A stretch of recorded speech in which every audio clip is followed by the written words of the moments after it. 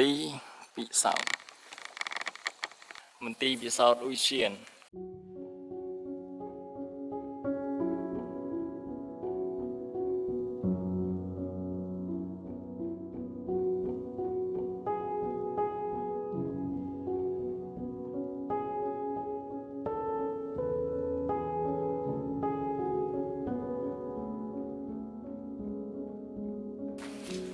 ឬឈើនេះ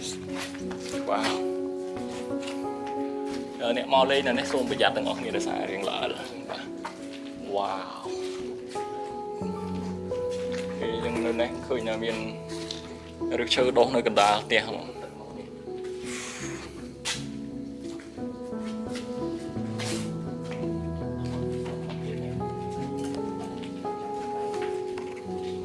ដល់នេះ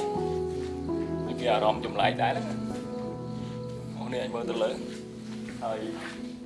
ខាងក្រៅក្នុងខ្ញុំនេះគឺមានជាសំខាន់គឺរូបភាពបែបហ្នឹងបើសិនជាពេលយប់មកយើងមកម្នាក់ឯងនេះវាជាងស្រីវដែរហ្នឹងនេះ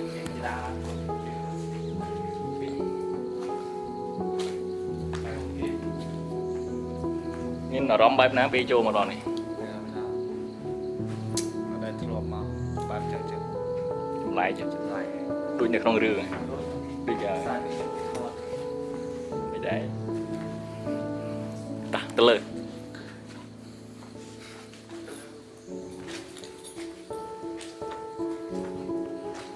កាន់រឹសឈើឃើញមកដុំអញ្ចឹងបាញ់បាក់ខារឹសឈើឆ្នាំរឹសឈើចាក់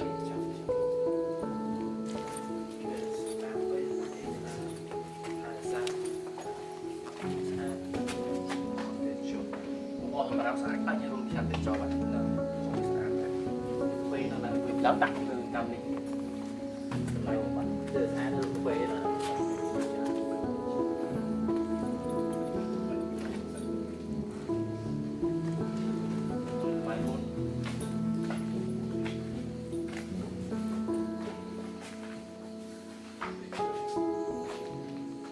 មានឆាត់ទៀត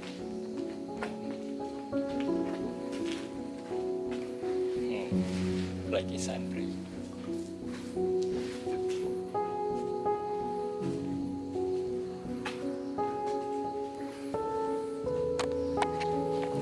គេទាំងអស់នេះចឹងនៅ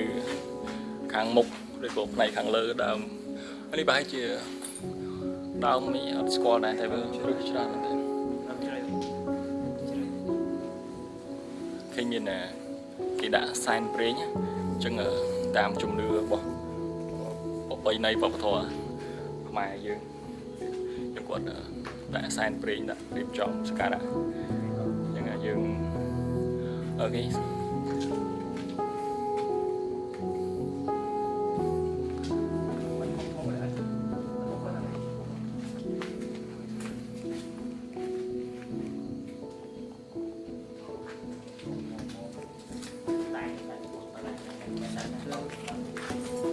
យើងឡើងមកបានត្រឹមនឹងទេសារ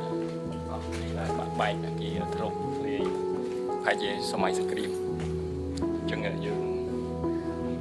យ៉ាទៅកន្លែងថ្មីមួយទៀតឥឡូវយើងចុះទៅវិញ